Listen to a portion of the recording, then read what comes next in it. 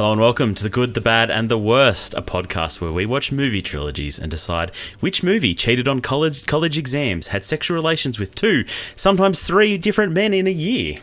I'm your host, Dynamo! And joining me tonight...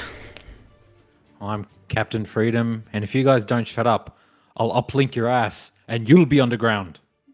And I'm Sub-Zero, now just plain Zero.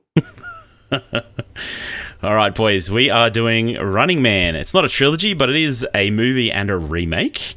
Do you guys have any history with Running Man? Particularly the 1987 movie was definitely like a Arnie movie I had never watched, which is significant in some ways, but also probably not because it's one of his lesser popular movies. You guys, it does seem to have a bit of a cult following, I found. You guys seen Running Man before this? I had never seen this movie, or I'd never even heard of this series before we were discussing about it with this podcast and this new release was coming out. I think a lot of people like that. Like one of my friends, the first time I heard Running Man was my friend doing a Running Man dance and seeing like there was an emote called the Running Man, and that's all I knew about it, sort of thing. So I had no idea this was a thing. Is this some sort of TikTok thing? Some sort of Fortnite thing, I think. That's not on the Fortnite. I know it's a young guy from work. He does TikTok dances. He's a big TikTok guy, but he was like, "Oh, it's the Running Man." I heard that, and I was like, "Oh, that's a movie I'm doing as well." But outside of that, no correlation for this movie at all. So this was one of the earliest Arnold Schwarzenegger films I'd ever seen. I remember watching this as a kid at my grandma's because she she used to just let us rent whatever the hell we wanted, so we could rent MA films and R-rated films, and she wouldn't check the rating and didn't care. No. And so for whatever reason, this and Johnny Mnemonic, the Keanu Reeves sci-fi film. They are some of these films that B-grade sci-fi action that had cool covers, and I was like, yeah, I want to see that. So I watched this when I was very young, and I remembered a decent amount of it. I remembered Sub-Zero, I remembered Buzzsaw, I remembered the terrible latex. Didn't remember all the stuff that happens in between, but I remember some of the cheesy one-liners. So this, it's not a cult favorite of mine by any means, but I knew this movie from when I was a young lad. Did you guys have any expectations going into the 2025 film? Like, I remember not even knowing it was a thing until I saw a trailer for it at the start of One Battle After Another. Like, I didn't even know this was happening. And it's an Edgar Wright film. Like, I feel like I should know there's an Edgar Wright film coming out. And yet I didn't. Was this on your radar, Conan? It was on mine, yeah. I knew he was doing this for a while. Yeah. I had kind of forgotten at one point that he was doing it, but I knew that it was in the works. I knew that was his next big project. So I've been waiting for this movie for ages. And I feel like they've been showing the trailer for a fair while. Like, this was sort of not advertised, but they were showing the first stuff pretty early in the year. They pushed it back, so I do feel like this has been sort of in my consciousness for most of this year. Luke? No, so again, like, I consider myself a Glenn Powell fan. Like, I like a lot of his movies that he's done recently. I'm a huge Lee Pace fan. I like Edgar Wright's movies, but yeah, this again flew under the radar completely for me. I hadn't seen previews for it at anything. I think even the one at One Battle After Another, I missed myself. I was still running in late, sort of thing, and just saw the end of it. So I actually hadn't seen anything of this movie when I went and watched it. So yeah, I don't know. I feel like there was a bit of a failure of some marketing there because it seems like the kind of thing that I should have stumbled across somewhere along the way, and yet it totally bypassed me. Just to be honest, I think the first time I heard of it was a few weeks before release. Just seeing like, I don't know if it was red carpet or something. They were doing like a photo shoot of like the three lead actors from it. What's his name? Domenico Coleman, or I forget his name. Coleman Domingo, Lee Pace, and Glenn Powell promoting it, and that was the first I'd heard of it. I was like, oh, this looks interesting. I like these three actors, but yeah, Bad, Yeah, right. bad marketing. I feel like. Maybe we should have different algorithms because this has definitely been.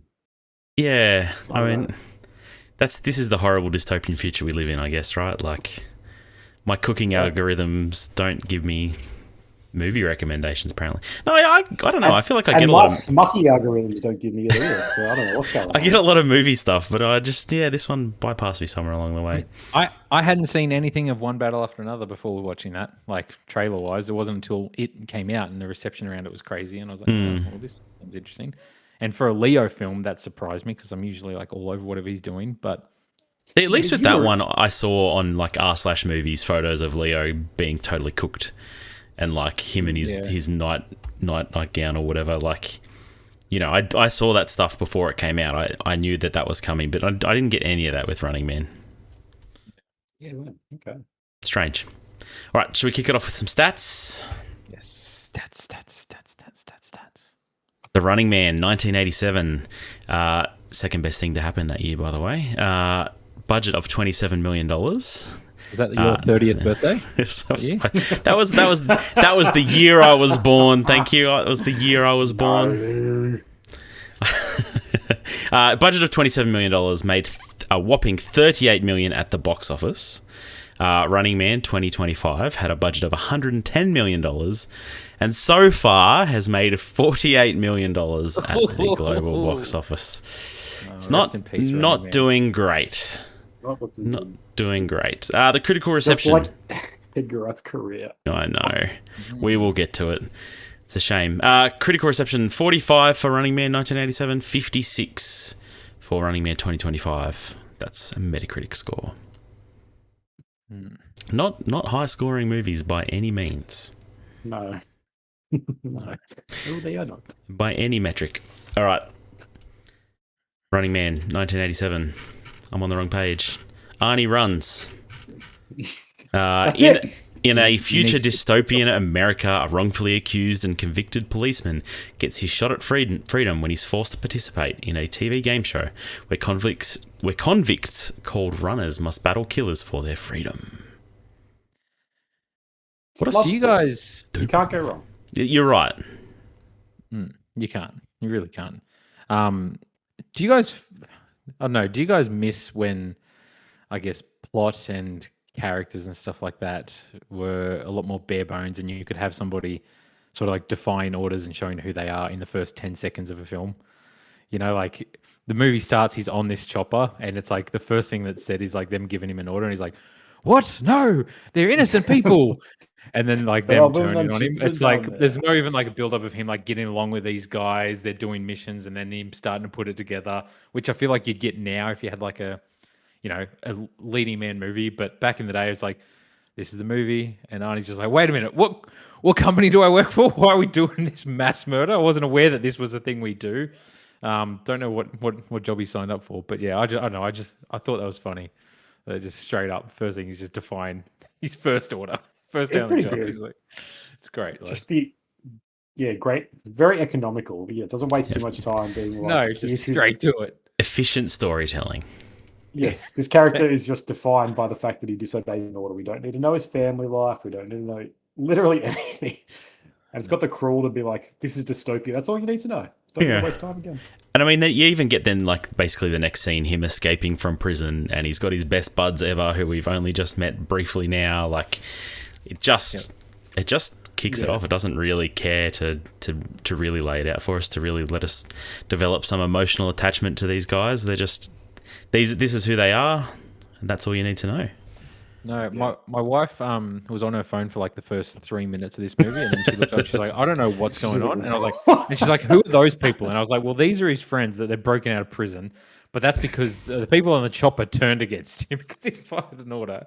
Yeah. She just thought it was just introducing the world. But no, I was like, no, you've missed half of the plot already. We'll say Arnie with a beard should have been a thing more. It's a good look. We don't see it. I don't know if I'd ever seen it. And I was just like, I like it. Why was this not a thing? I don't know. You don't see a lot of it, 100%. I had that same thought. And then he like shaves it off almost immediately anyway. Bit of a shame. He's got a very chiseled jaw. Like, he's not going to cover up Moneymaker. I took I 2 guess- stars off it as soon as he shaved it. I was like, nah, this is already down to This 3. is nearly the so- best film ever. It's nearly 5 stars, but damn it. Yeah. There's this thing in a common complaint about movies and like shows now is an excess of throat clearing, they call it, which is basically that pre-build up before the actual plot starts of character introduction and world building, and just like, here is 20 minutes of just irrelevant information that's meant to make you feel like you know what the world is. And that's a big, like, every single writing guide and analysis is like, stop throat clearing. It's a big problem we have in the age of streaming because we have infinite time. And yeah, like, this is a good case study for why of how to not do that. It really does just not fuck around. It's straight into it. It's like, so yeah, you kind of learn from the prison. It's like, okay, they're in work camps, so this future America is like very totalitarian, blah blah blah. And then they're in a blood sport. It's like 20 minutes, everything you need to know. Sure, you don't know much about him as a man. Like, why is this human being called Ben Richards the way that he is? But I don't think you need, like, I mean, for what this movie's going for, you need to know this is a man of, like, integrity, and he has he's not going to just follow orders. He wants to do the right thing. That's all you need to know about him, right? Like, that's right. He's not just going to rape someone just because he has the chance to, Like, what a guy. he may throw a woman around a room a lot, but he won't rape her. Yeah. Or Like, kill it's, them and then rape them.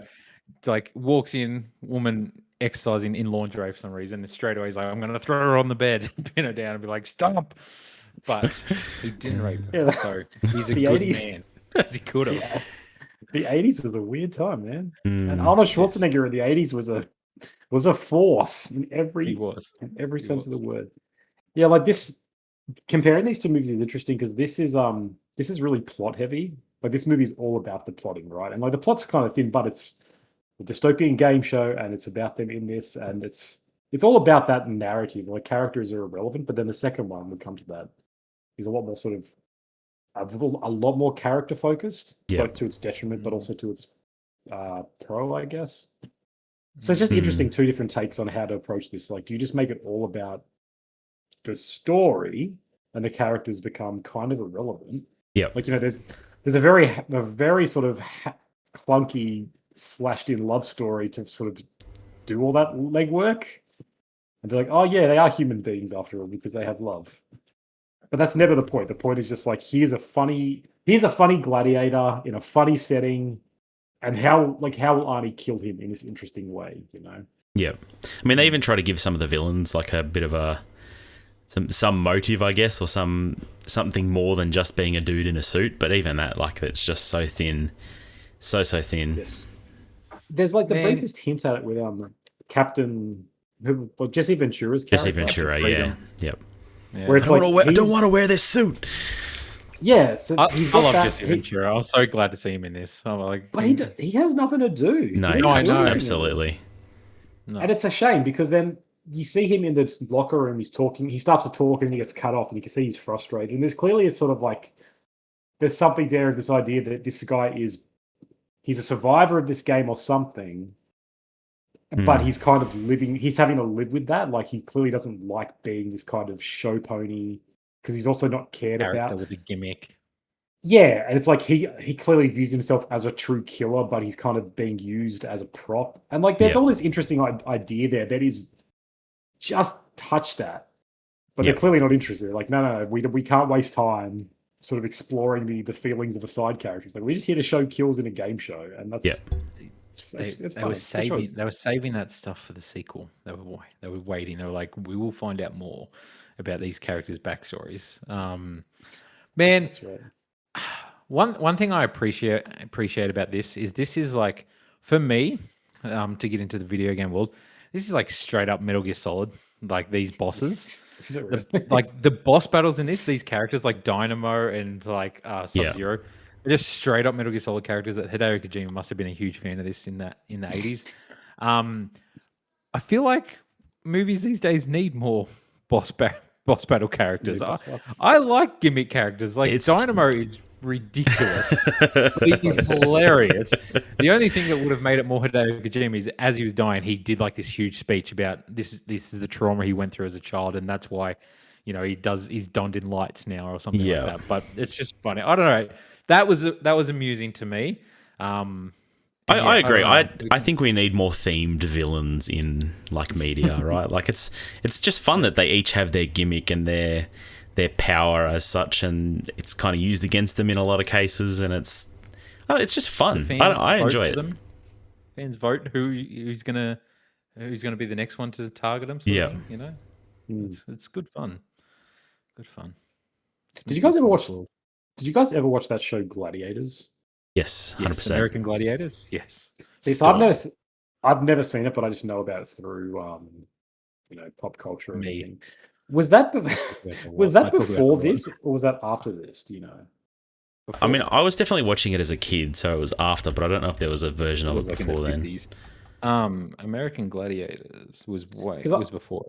No, it started in '89 apparently, so that was after this movie.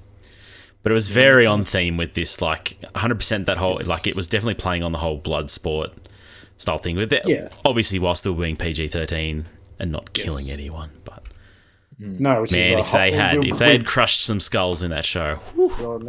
Well, we have to talk about blood sports in general at some point. We'll come back to that, I guess. But yeah, I don't know. Does that mean this movie? Because this movie, the whole time I was watching it, I was like, oh, this is where American Gladiators gets that whole thing of like.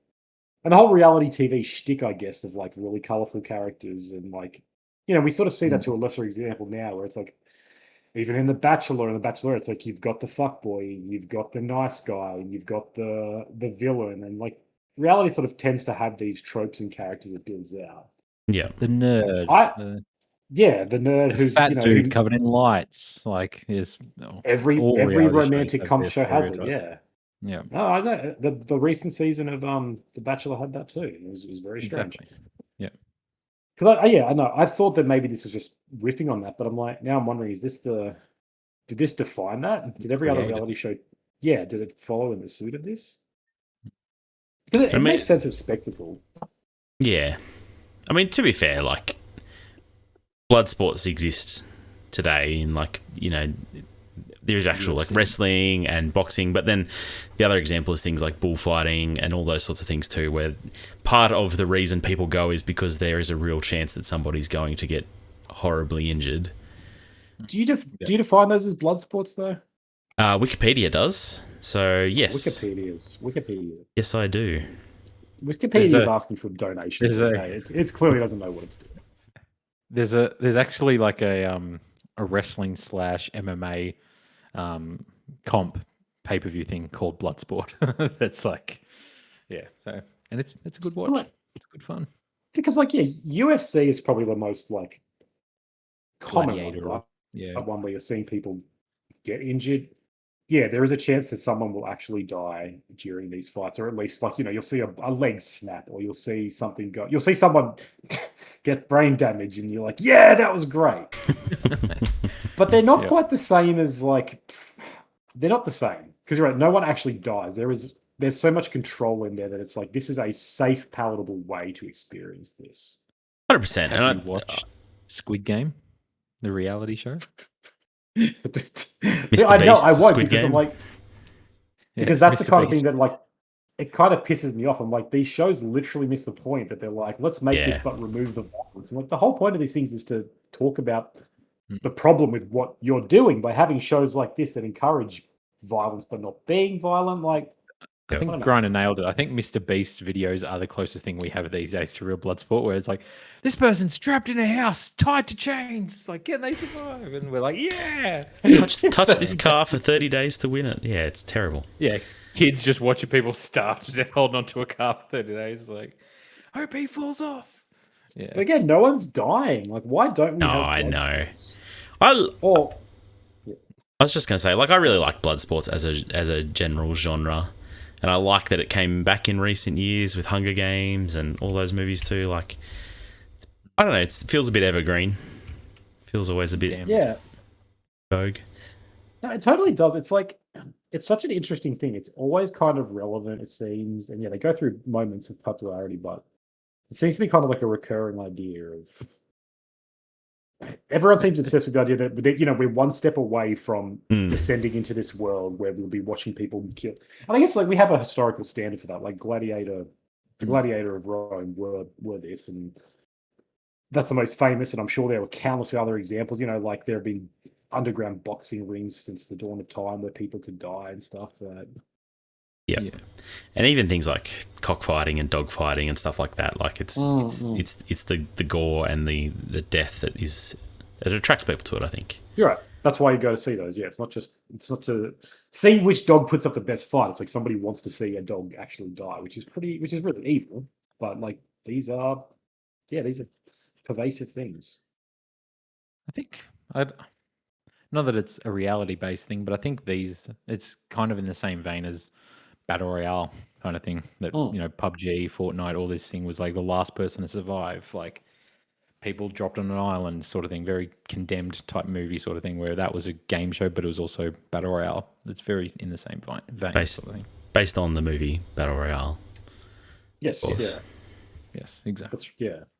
Yeah, it's such a recurring, like a fertile ground, and I don't know, like when do we reach that as a society? Do you think? At what moment does that tipping point happen? I don't. 2029 at this point, maybe.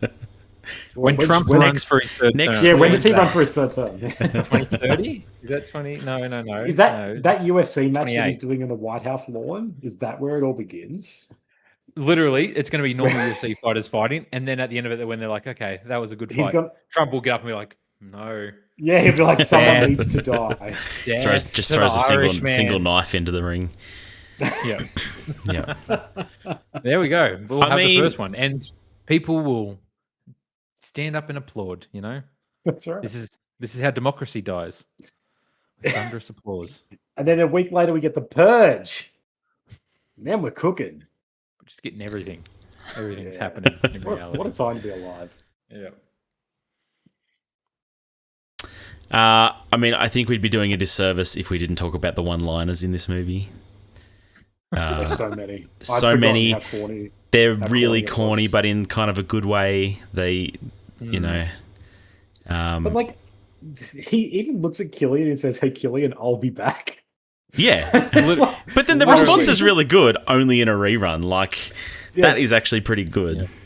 But it's just really funny. It's like they are directly referenced. Like, it's not even kind of like, it's not naturally put in there. They are almost having Arnie say, "Hey," and he looks at the camera and he's like, "I'll be back." It's like, yeah, we know that Arnie was in the Terminator, guys. It's so, it's fitting for this genre. Like, this is a movie about reality TV where he's a movie star. It makes sense, but it's so jarring. Yeah. It is. I don't know that the tone of the movie supports it as well as I'd like how corny these one-liners are.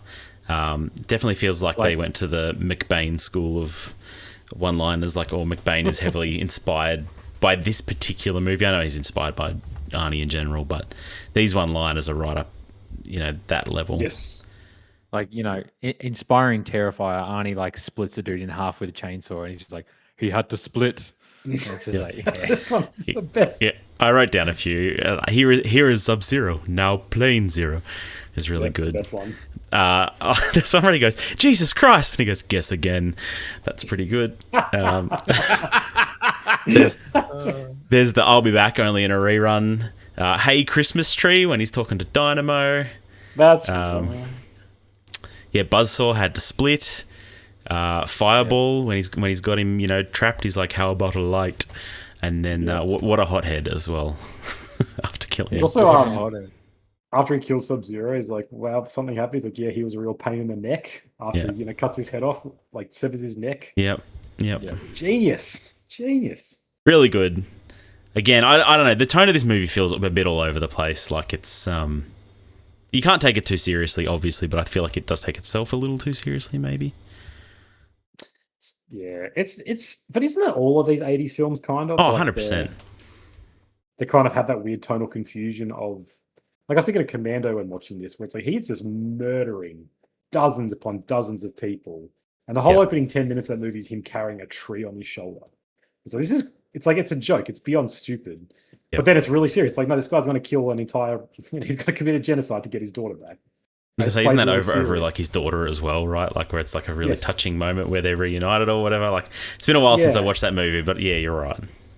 It's very tonally confusing, but like this is kind of this weird 80s heightened drama, I guess. But yeah, a lot of good one-liners in this movie. Did you what did you think of the hacking that they do? Because I thought of you, Grana, when he's hacking and he's just like typing away, and it's kind of like 6 numbers appear. He's like, remember these? Yes, I love a good like. I love any of that technology from that era where it's green and black screens and it's cassette tapes and it's dials and knobs and keyboards. There's no touch screens anywhere. There's no fancy UIs. I don't know. I don't know. I can get behind any of that shit. It's fun. Isn't it fun to like live in a day and age where we're watching these movies that are like set 5 years ago, like like this was set in 2019, and it's like, oh, that's right before COVID hit. These were the good years. You know what I mean? Like, forgot about this time of our life. So yeah, dystopian future. Boy, did it's like whenever you watch Blade Runner, it's like in 2017. Whoa, big things.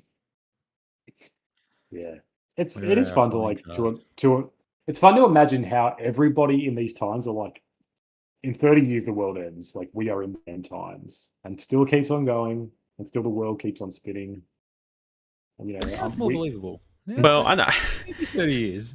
I like the idea that it's kind of just like a really boring dystopia, right? Like this is the dystopia. It's just not as exciting as any of these things make it out to be, right? Like it's just like more boring. We're all just wage slaves and.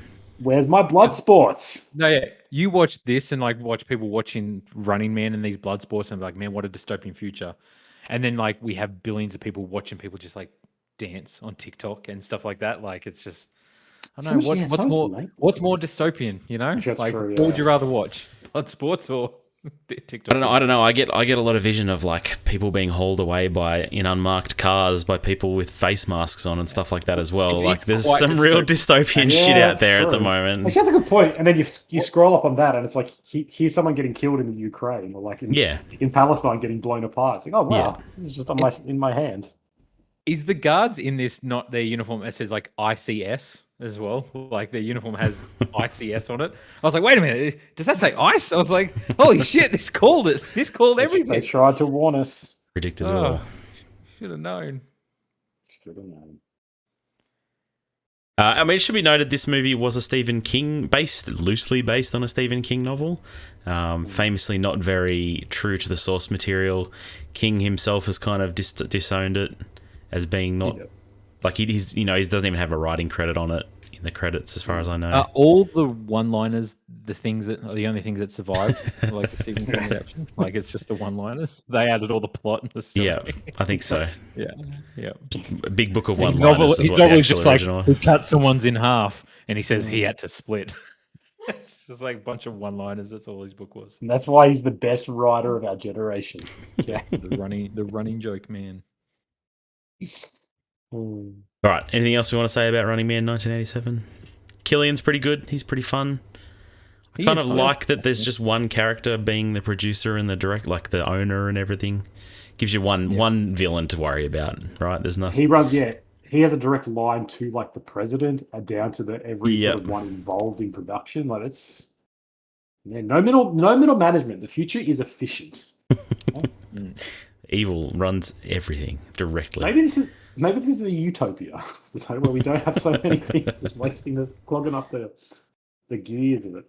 Charlie Kelly's mum is in this from It's Always Sunny in Philadelphia. She's got a role which is really fun.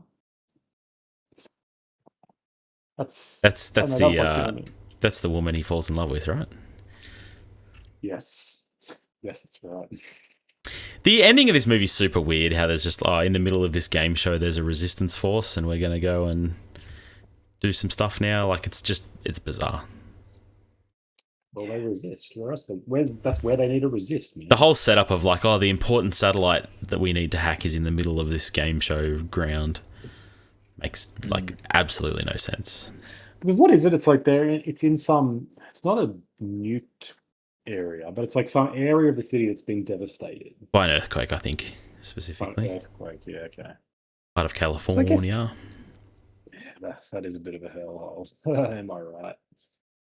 Yeah, yeah, you're right, Stu. Yeah, for a plot-heavy movie, the plot's pretty bad. The plots are dumb. There's a few plot holes. Not gonna lie. I don't know. But there's also really big fat gladiators getting cut into pieces. Like Dynamo gets hit in the balls and then electrocuted. Getting called a dickless moron. I'll show you, dickless. Got a battery shoved up his ass. That's pretty good. All right, Running Man 2025. A man joins a game show in which contestants are allowed to flee anywhere in the world, are pursued by hunters hired to kill them. These movies are very different. Like, very, very different. I had no idea which the book was based on. So I Yeah. came out of it and I was like, shocking to see how basically they share only like the names really. Like The name and the names of some idea that there's a game, right? Like, that's that's about it. blood sport. Like, the blood sports could not be more different. Yeah. Yeah. It's crazy. Yeah, there's so much to the game itself in this movie, like so many rules and restrictions and ideas that is just completely removed from the 87 version. That's just like there's a guy in an area with being killed. It's weird. Do you It's know like what else is removed? Tell me. Boss battles. It's true. That's true. What is the You deal? had one good quality and you throw it all away. Yeah. Oh, where's Dynamo? Where's the Dynamo one-liners as 2021. well? Yes. Yeah, Yeah. I'm surprised there wasn't more of those. Like this film kind of has a bit of a tone that it's trying to go for that at times. But boy, speaking of Yeah, it's like- tone, Yeah. what confusing. I don't know what to say about this movie, man. Like, I like Edgar Wright, but man, he's made some shit recently. And I don't. This movie doesn't even smell like him. Conan, Like this, go through you his could have told me this was filmography directed by anyone. Yeah, so I totally agree. So here it is. So he makes a lot of TV stuff, makes a little show called Space that becomes kind of his stepping stone into the big thing. Makes a little movie called Shaun of the Dead, which is the greatest comedy of the 21st century. Hold up. Makes Shaun of the Dead. Makes the Cornetto trilogy. So we've got Hot Fuzz. We've got At World's End. Three, like probably one of our favorite trilogies that was we've ever done. Yeah. Like by some margin, in my opinion. Anyway, it's definitely one of my favorite. Like, and one of the most consistent trilogies. In the middle there, we get a little movie called Scott Pilgrim vs. the World. Notoriously a box office flop, but one of my favorite movies of all time. I still haven't seen that movie. Haven't you seen that movie? It's No. I don't know. I really, really like it.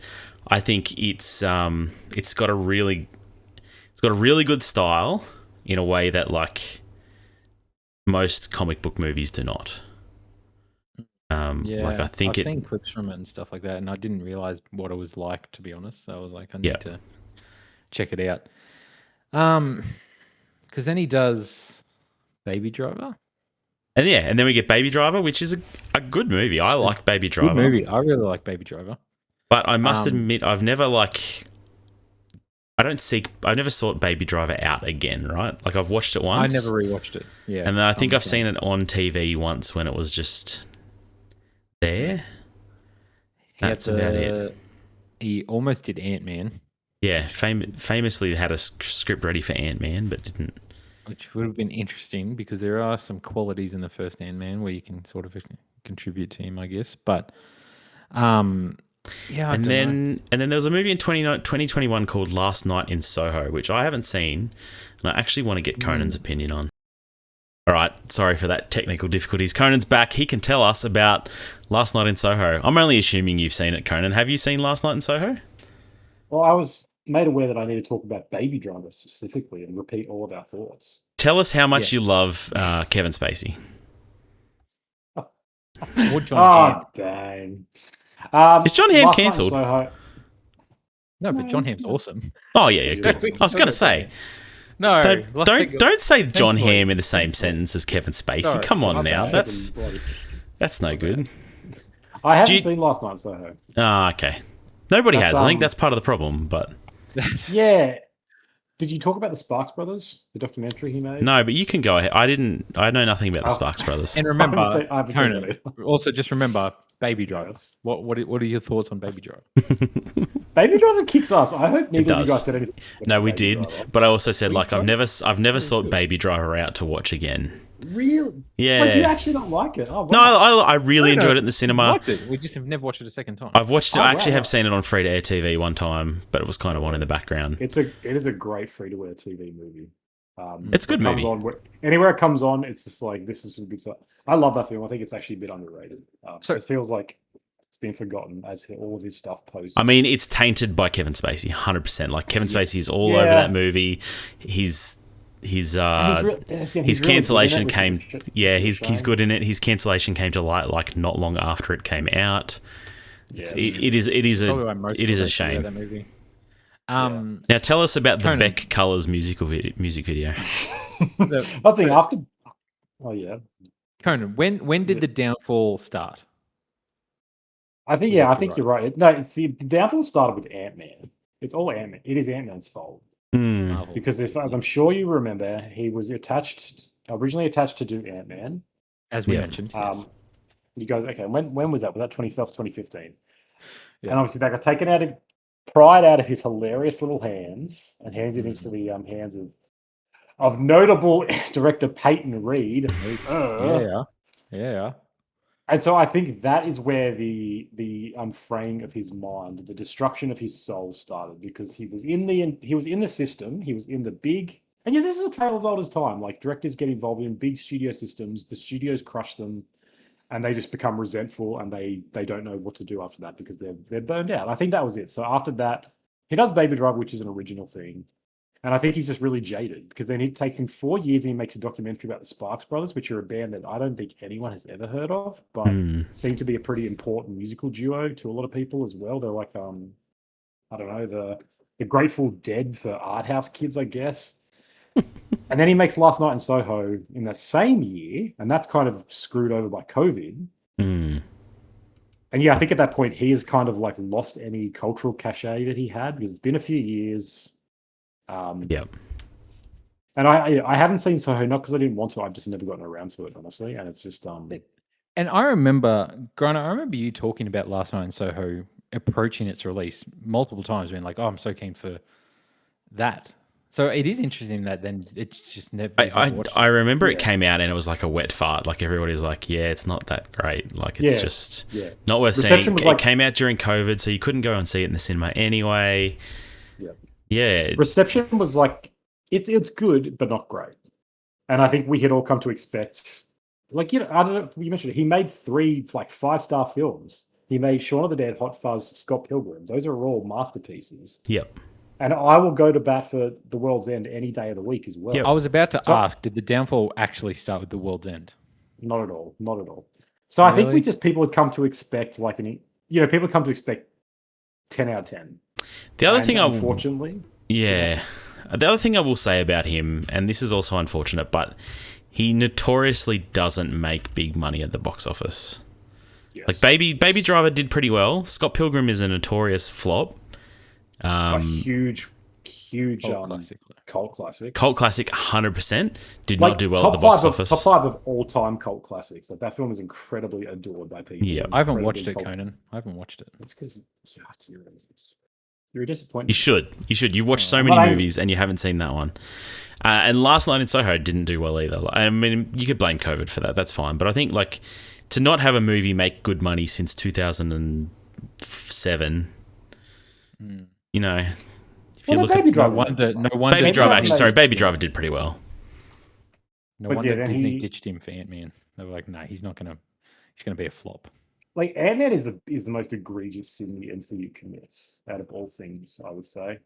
Where they get rid of a true visionary and they're like, let's replace him with the most generic director you can think of. The best parts of that movie are the Edgar Wright parts that you can still see in there.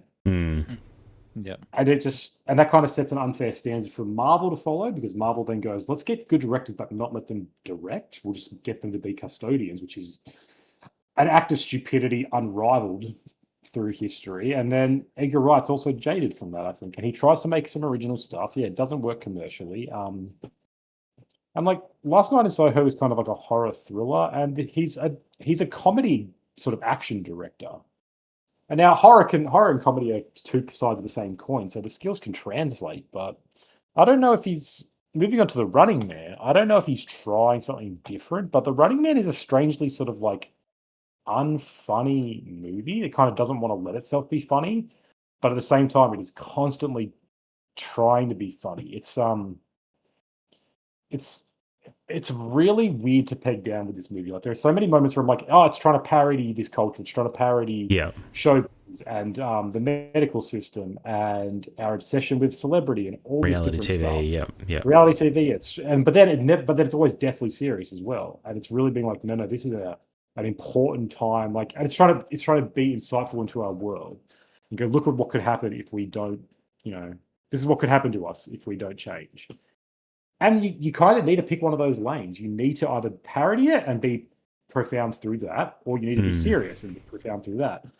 And it's made all the worse by the comparison to The Long Walk, which came out the same year, another Robert Bachman, Stephen King under the name of Bachman book to movie adaptation. Yeah. Which is deathly serious. There is no comedy at all, but it works. Yeah. And I think the Long Walk's fantastic because it is like, this is a really serious, poignant film. And this kind of wants to be, but it also doesn't want to be because Edgar Wright, I don't know what he's doing. I think he's trying to be faithful to the source material. Yep. And in that, he's not letting himself exist. Yeah, it's interesting. Like I said, this movie doesn't smell like Edgar Wright at all. Like it doesn't have any of his style or his comedy chops. Like because it does feel like there's room in this movie for it to be funny. And like, so every morning he wakes up and watches the Kardashians, and I'm like, that's funny, but it's not really played for laughs. Like he's just kind of angry about it all the time. Yeah. What do you guys think of Glenn Powell in this movie? I don't buy him as an angry man. No, me either. I buy him as a leading man, but I don't buy him as an angry man. I don't know. I'm starting to wonder if he's He's got the leading man chops. I'm starting to wonder if he's not a better, like a second hander. He's a better best friend to a leading man or something. Like interesting. I don't know. There's something about he's he's done some stuff. He's fantastic in Hitman. Actually, you're right. That completely undoes my argument. He kicks ass in that. All right. I don't know. Maybe it's just this movie. Yeah. Yeah. Every time he what do you think of Twisters? What do you think of Twisters? But he's not the lead of that. He's the second hander, and he's good in that because of it. He is playing a bouncing board for Daisy Edgar Jones or whatever, and I think that's where he works. He's like the second lead in a film. He reminded me a lot of Matthew McConaughey in this, and just in general, where he has like got this effortless sort of cool and a bit of like a sort of slacker energy, and like he's handsome, but there's also something just a little bit weird about it. Like I don't know, it's. Just something slightly off that, like this guy is, he's got too much character almost to be a generic leading man. Mm. And so I think he would do well in like these sort of offbeat roles or like art house stuff or as a second hander and things. Like in Anyone But You, he's good, but that again, that's because he's kind of equal pairing with Sydney Sweeney, and it's more of her movie than anything. That's yeah. Like I think he suits that because again, Hitman is more rom-com sort of thing with like. I don't know. I think do you know who else made rom-coms? Matthew McConaughey. Yes, he's doing the Matthew McConaughey thing, but he's trying now to be Brad Pitt or Arnold Schwarzenegger. He's trying to be action. It's like no, he needs to go in and do True Detective season 4 or season 5. And then eventually partner with Christopher Nolan and make one of the best movies of all time. And make a good version of Interstellar. Yes, there can still be a good version of Interstellar somewhere out there. Oh boy. But yeah, I enjoy him in this role. Like it's fine. Yeah. But nothing stands out where I'm like, I don't know. I don't watch that movie and be like, oh man, like what a cool guy. Like I want to hang out with him. Yeah. It's not that type of cool where I'm like, oh, that guy's funny, sarcastic. Like I'd get along with him. It's just like, this guy's going through some stuff. Every time he does like his really angry scene, I was like, oh, this is, like I'm not convinced here, but everything else was okay. I think that's right. It's it's really strange, yeah. Especially all those scenes of him being angry, he's like they're kind of funny, right? He's screaming, he's like, "I'm still here, dickheads," and it's like, Yeah. so this is a parody. You're parodying this whole thing, but it's played serious. It's really jarring. Yep.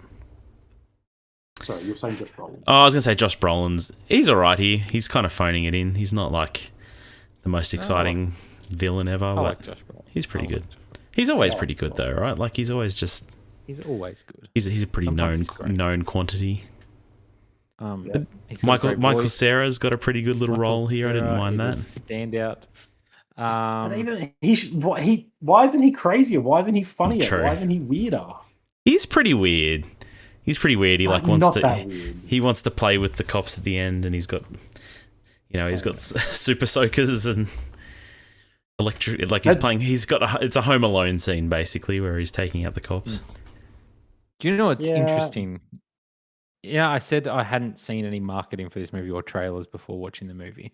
I saw a trailer for it right after I finished watching it. Like I watched it. I did 2 movies back to back. I watched this and then I went and watched Predator Badlands. And it was funny because then there was nobody there for Running Man. I was the only person in our cinema watching that. Then a few people showed up for Predator, and then the preview came on for Running Man, and the dudes were sitting there being like, "Oh, look, that looks good." And I'm like, "Well, watch it then." It was just on. Where were you? You know. But watching the trailer for it, I kind of was like, "Oh, all the stuff I liked from it was in that trailer." Like they showed like the whole Michael Cera scene of him like wetting the cops and like electrifying them, all that sort of. I'm like, man, if I'd seen that, there probably wouldn't have been much in that movie where I was like, "Oh wow, that's interesting they did that." But yeah, I don't know. It seems Honestly, to give away. Trailers give away too much. I don't know. This movie's not. I didn't mind this movie for the first like 2/3, right? Like we'll get to the final act and its problems soon. But like there's that whole scene where he's in the apartment building. It's one of his first nights, and they track him down, and he has to escape, and he's only got a towel on, and he's like watching them on the TV. Like that whole scene, I was on like was pretty edge of my seat. Like was a lot of fun. He gets a bunch of kills on the board. Like I was like, oh yeah, shit, this is going to be a good movie. And then it just kind of goes downhill from there, I felt like a bit. You're absolutely right. I was on board, I feel like, as that scene was playing out. I was like, oh, this is awesome. This is what the movie's going to be like, is this constant, like, cat and mouse and escaping these, like, crazy scenarios and just get by the skin, like, the seat of his pants or whatever. But that was pretty much the peak it got to. That's it. That. Yeah, I mean, you get a few more good moments. Like, the Michael Cera sequence is pretty good, I think. Him being in the trunk while his accomplices are like driving him around is not too bad. The problem is, right, that scene, that is the best part of it. And that's kind of where Stephen King stands out as an author in a lot of ways. He's great at doing character cause and effect. And so you think the whole movie will be like, how does he survive? It'll be this game of chess where he's like trying to outwit an entire country. But then it becomes like a pretty conveniently plotted, like, some revolutionaries find him and some resistance fighters find him and someone else finds him and tells him to go and get found by someone else. And for a guy who's meant to be running, a lot of it is him just kind of not being found, but he's, he's just like, hey, go to this place. And he's like, puts a hood on and goes to that place. And then it's like, someone tells him to go find Michael Cera, and he goes to Michael Cera. And then there's moments that stand out. But yeah, I don't know, the thing that stands out of the original version of this movie is that it's like, here are just random kills with, he's not here. Here are kills with interesting characters, and how does he do it? There's a guy with a chainsaw, and they have a duel. There's a guy playing ice hockey, and it's like, how's Arnie going to outsmart them in some stupid way? If each showdown in this one where he has to escape and like all this stuff, and he's getting caught again and everything like that, had an eccentric boss tied to it, it'd be so much more interesting. But every time it's just a bunch of masked goons that run in. Like even like the main bad guy that's like, ooh, McCone or whatever his name is, he's just a masked bad dude. Like he has no personality either. Right. I was expecting the whole time to be like 4 or 5 different hunters and be like, this guy is an incredibly stealthy guy, and he'd have to figure out a way to outsmart this guy's great with weapons. This guy's like an arson. Like it's like, I don't know. Like this guy's got light bulbs on him. Something. This guy's a dynamo. Like it's right there. It's right there in the. Nobody sung opera in this movie. It's a damn shame. Criminal, And that's what I was saying about just like it needs to pick a lane. If it had been a bit more parody and bombastic and silly, it would have been. I think it would have been more fun. And you can still have like earnest, poignant moments in that. Yeah. But it doesn't want to do that. It wants to try to be serious. But then it's like this kind of. You either have to be deathly serious, or you can't really be serious because it's and it's a goofy Edgar concept, Wright. you So know? it's like that. That's right. Play to your Why strengths, is it? which is that. Like lean into that comedy stuff. Yeah. I don't know. Lee Pace is wasted. I think he's really good. But then, he's just a goon behind a mask for most of the movie. So I don't know. I think he'd be an interesting villain explored more. But yeah, I don't know. Yeah, I agree. I mean, for me, the whole movie just kind of falls apart in the final act. Like when he gets in that car with the girl, and it just, I don't know, it gets really boring. She's a great actress. She's a great actress. What's she done? It's so funny. She's only recently come on my radar from a TV show, HBO Task, that I just finished watching. It only just came out. Like it literally only just came out recently, and I watched it and I was like, oh wow, she was a really great actress. Then I was watching Running Man and she pops up in that. I was like, oh, that's cool. Like she's getting work. That's good. But yeah, like obviously doesn't have much to work with. It's just that meant to be that person that thinks of him as the bad guy and then sees what it's really like from his perspective, and which is same as the woman that Arnie wanted to rape in the first one but didn't. And then like I don't know. You have the whole AI thing, which I think in this world makes more sense of like, okay, that is realistic, you know what I mean? They're editing these clips and stuff like that, but it doesn't. I don't know if we're so desensitized that because there may be real world shit like that happening on the news every day where it's like, is this AI? Like, so where it doesn't feel so like, oh wow, this is a crazy dystopian future. It's like, Trump did that. I was going to say, we literally have the president of the United States posting AI videos of himself playing soccer with soccer style. I don't know. Like the whole thing, it's hard to parody that because it's beyond parody. No, you're right. And like this, obviously, this book is a product of its culture, where this was like, this is the nature of all sci-fi and dystopian stuff. Is it looks forward and makes predictions and tries to warn you. And so in the time, this would have been like unheard of. The idea that you could have cameras and technology just be edited, but it is kind of when it is literally our timeline, it loses that impact. And so some of the revelations in it, where it's where they like. He's like, I didn't say that. It's this huge moment of like, whoa, they can manipulate the truth. It's like, yeah, we've seen this happen. Yeah. I almost more enjoyed like the cutting of Arnie in the first one where they just cut moments out of what he's saying. So it seems like he's saying something else. Like it's almost more creative to do that. The great question with that is like, where's that camera footage come from? Yeah, it's true. The camera footage was literally just the film from it's what we saw. Yeah. It's like 100%. Yeah. You're right. It's I don't know. I always want in my dystopian stuff. I want these movies to explore the world a bit more. Either focus on the game itself, the cat and mouse chess match, or explain to me why this world exists. Why do they have the Running Man? Why is everyone obsessed with the blood sports? And the whole third act, like you say, it slows down and kind of becomes a bit more of that philosophical. Oh, you're a bad guy because TV showed me that you're a bad guy, and then she learns that the truth can be manipulated. And so it starts to raise those questions like, well, why do we follow what we're told on TV? And what is the nature of truth and all this stuff? And it's like, okay, cool. That should sort of be first act stuff. It feels like she should have come in the first moment, in the first act of the film and become an ongoing thing. Yeah. And instead they sort of do both, and neither of them fully work. Yeah. Is the message just if like you watch the Kardashians, you're just a sheep that just believes whatever you see, you know? Is the message just to not watch the Kardashians? Because it feels like that's the message. I'll keep watching the Kardashians if I want to. Thank you. Well, you're part of the problem, Conan. I could be like them if I. It is the modern bootstraps. It is the modern day blood sport, I guess. The Kardashians. The Kardashians. The ending felt like a real cop out too. Like he kind of kamikazes into this studio, but then look, there's an escape pod, and he got out, and now he's going to go see his wife. Like, yeah.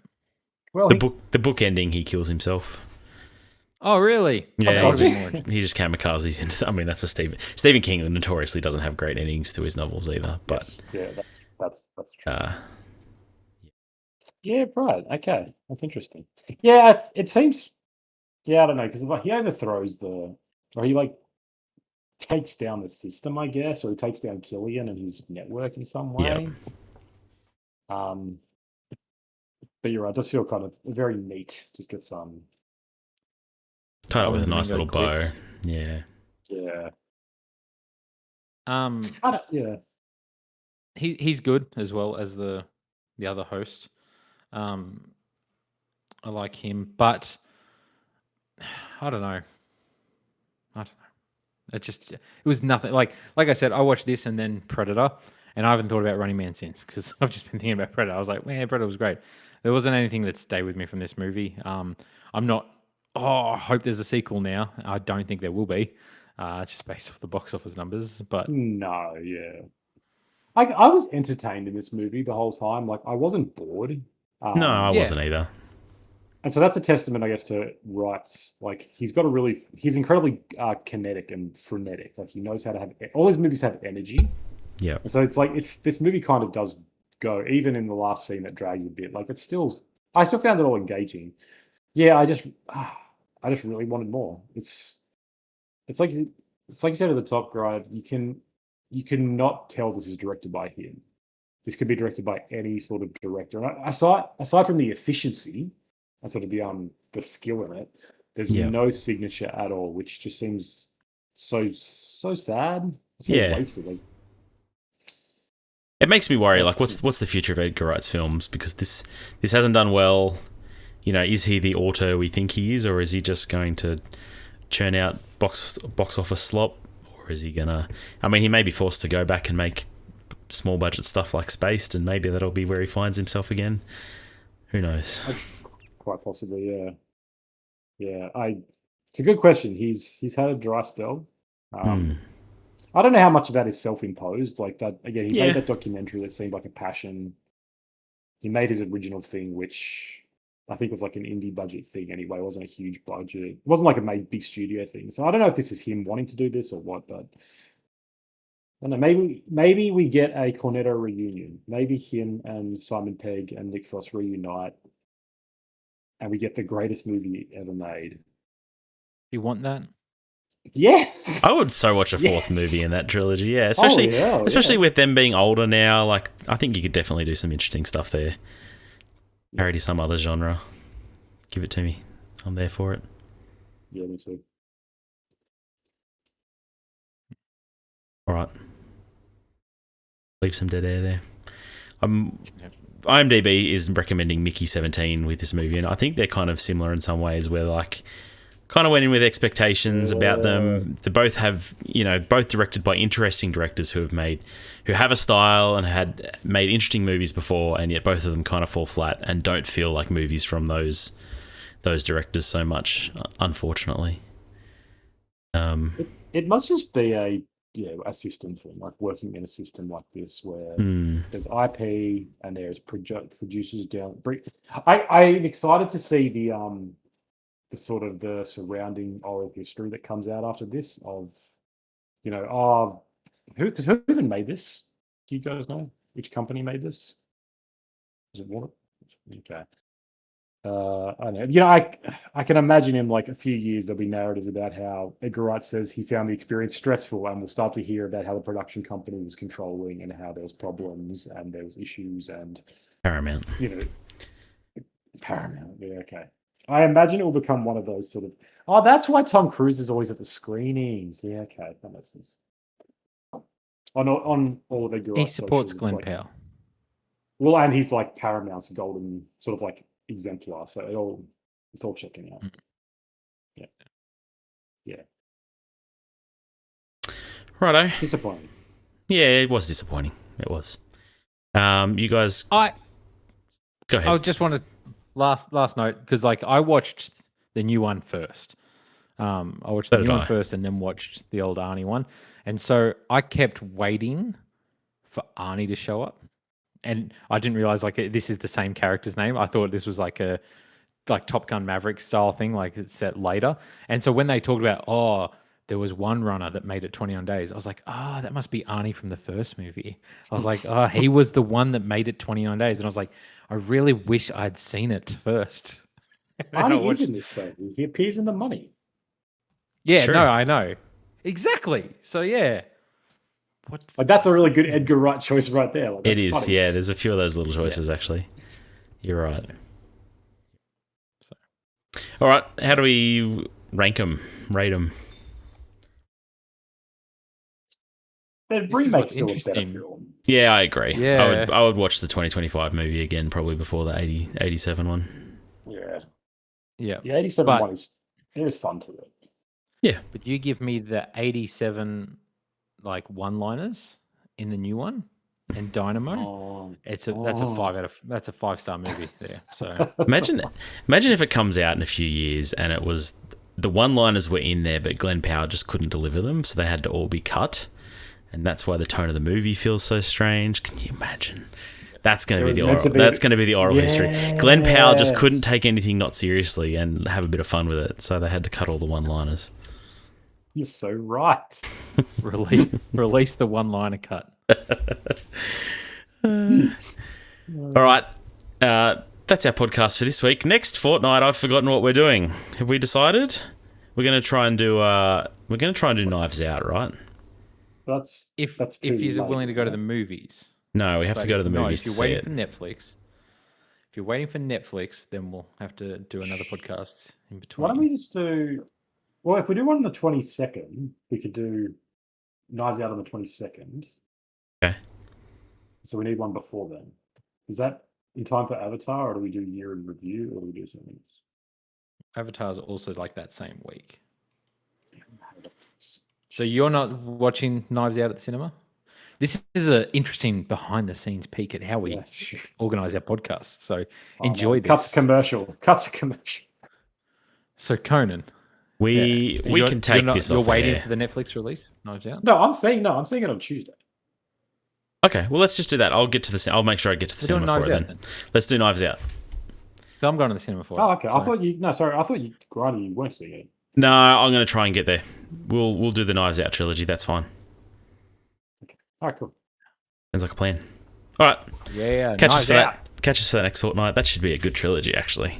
We have talked about Yes. some of these movies in our year in review podcasts, but never actually as a trilogy. So, check us out for that next fortnight. This podcast has been brought to you by some books by Conan Clark, God Grotesque, and The Taste of Iron. Check them out on Amazon. If you want a great marriage of comedy and serious tension, that's the books for you. How many one-liners are there? Are there one-liners? There is No, but hell of there is. one-liners. and there's a lot of references to Dynamo. Shaun of the Dead as well. Actually, Oh, damn it. speaking of Edgar Wright, well, there's at least one recurring reference, which is just delicious. You've got red on you? Good book. Good book. Yes, that's exactly it. Exactly. It's- and every time I write it, I'm like, oh, I'm so funny. You just giggle to yourself. All right. Thanks for joining us. That's been our podcast. Please rate us on iTunes, thumbs us up on YouTube. Tell your mum about us, and we'll catch you next time. Peace.